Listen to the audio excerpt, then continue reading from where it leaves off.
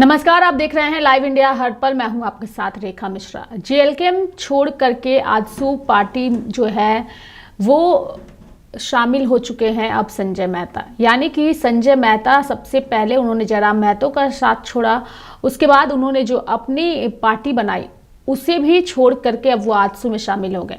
यानी कि जो विधानसभा चुनाव के परिणाम रहे हैं और जो संजय मेहता का हाल रहा, संजय मेहता वही संजय मेहता हैं जो एक वक्त पर जयराम महतो के काफ़ी करीबी थे और फिर लोकसभा चुनाव के दौरान हजारीबाग से उन्होंने जयराम महतो की पार्टी से चुनाव भी लड़ा था। लेकिन लोकप्रियता तो मिली, लेकिन चुनाव वह नहीं जीत पाए और उस लोकप्रियता के बदौलत संजय मेहता जो हैं आजसू पार्टी अब उन्होंने ज्वाइन कर लिया है। चूंकि विधानसभा चुनाव में जनता ने संजय मेहता को करारी हार दिलाई, यानी कि इनकी पार्टी और इन्होंने जो चुनाव लड़ा उस पर उन्हें जीत हासिल नहीं हुई और यही वजह रही कि अब संजय मेहता ने आजसू का दामन थाम लिया है। लेकिन आजसू का दामन थाम करके कुछ दिनों पहले ही वह शामिल हुए हैं।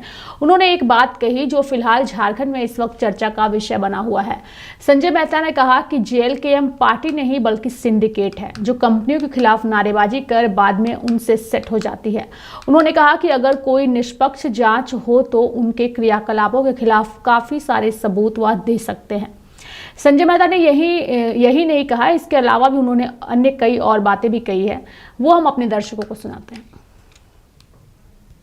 आम मीडिया बंधुओं का स्वागत करता हूं, झारखंडी जोहार करता हूं। और आप सब जानते हैं कि इससे पूर्व मैं एक दूसरे संगठन में था, झारखंडी भाषा खतियान संघर्ष समिति से मेरा संबंध था। और वह संगठन जब राजनीतिक दल का स्वरूप नहीं प्रदान हुआ था उसको, उसी दौरान मैंने हजारीबाग लोकसभा से चुनाव लड़ा था और लगभग 1,58,000 मत मिले थे।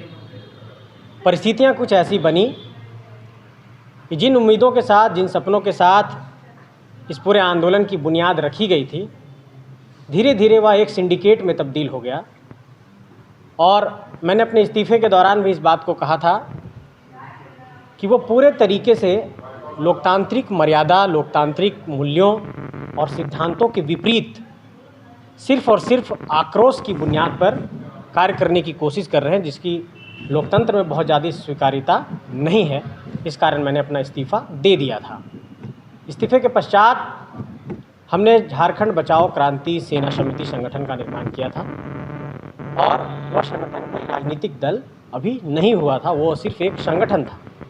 और इस बार के चुनाव में 16 प्रत्याशी मैदान में और वो सभी हमारे अब सदस्य दामन आएंगे।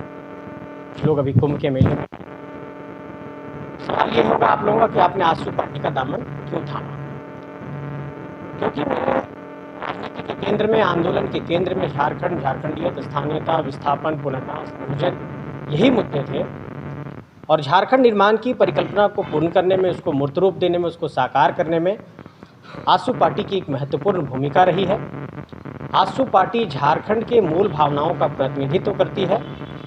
और जब मैंने पूरे झारखंड के राजनीति के केंद्र में टटोलने की एक कोशिश की तो मुझे ये लगा कि सत्ता से बेहतर रास्ता है कि संघर्ष का रास्ता चुना जाए। लोग ये कह सकते हैं कि फिर आपने दिसोम गुरु का रास्ता क्यों नहीं चुना?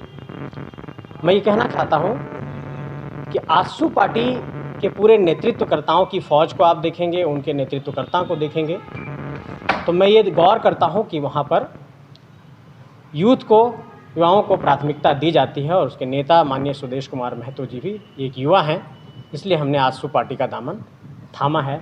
आप मीडिया बंधुओं को कोई सवाल है तो मैं लेना चाहूँगा। क्लैरिटी पूरे झारखंड के अंदर नहीं आ रही है। बार बार कहा जाता है कि संजय मेहता पार्टी में थे। संजय मेहता पार्टी में नहीं थे। संजय मेहता झारखंडी भाषा खतियान संघर्ष समिति में थे। संजय मेहता झारखंड लोकतांत्रिक क्रांतिकारी मोर्चा में नहीं थे। अगर संजय मेहता झारखंड लोकतांत्रिक क्रांतिकारी मोर्चा में होते तो लोकसभा में वो झारखंड लोकतांत्रिक क्रांतिकारी मोर्चा के प्रत्याशी होते। वो एक निर्दलीय प्रत्याशी थे और तमाम प्रत्याशी निर्दलीय थे। तो जब वो राजनीतिक दल का स्वरूप लिया उस वक्त मैं उसका हिस्सा था ही नहीं, उस संगठन का हिस्सा था जो मैं स्वीकार कर रहा हूँ कि झारखंडी भाषा खतियान संघर्ष समिति का मैं सदस्य था।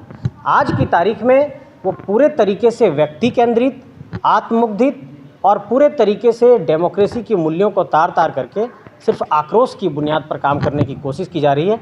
जो मुझे ऐसा लगता है कि अगर लोकतंत्र में आप आस्था रखते हैं तो आपको ये बेहद ज़रूरी है कि लोकतांत्रिक मूल्यों और सिद्धांतों के आधार पर आप काम करें। इसलिए मैंने अपना वहाँ इस्तीफ़ा सौंप दिया था।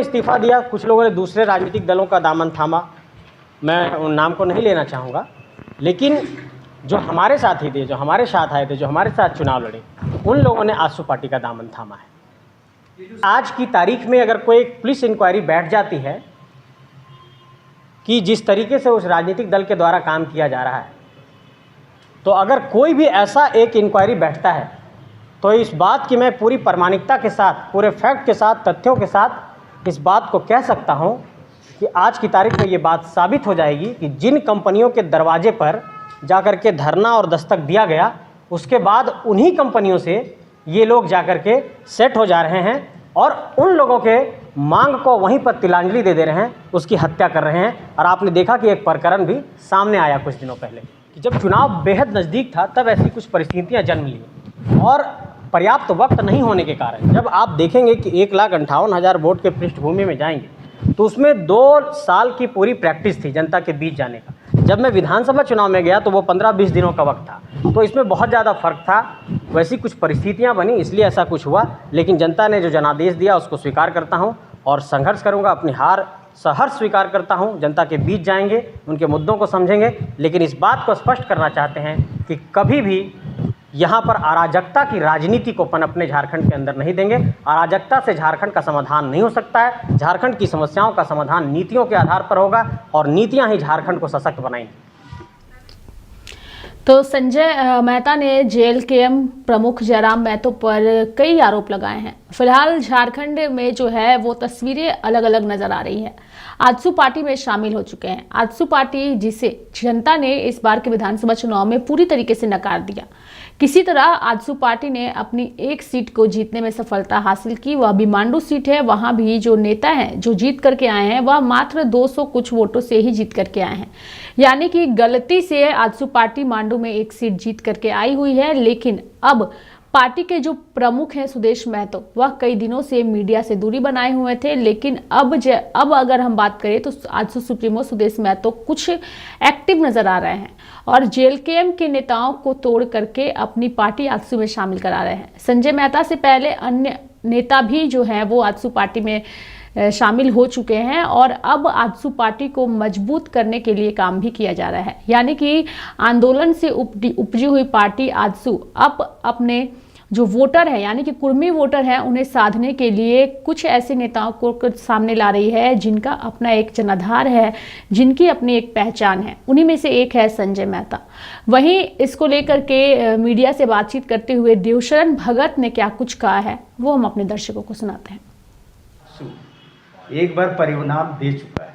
हम लोगों ने अलग राज्य की लड़ाई लड़ी, आज अलग राज्य मूर्त रूप दे चुका है। अब अलग राज्य को संवारने की बात है, तो अगर किसी को झारखंडी जनाकांक्षाओं को, उम्मीद को पूरा करने का नेतृत्व या सोच किसी संगठन में है तो आजसू में है। इसलिए स्वाभाविक रूप से जो जेएलकेएम में है या जेबीकेएसएस में थे वो लोग हमारे साथ जुड़े।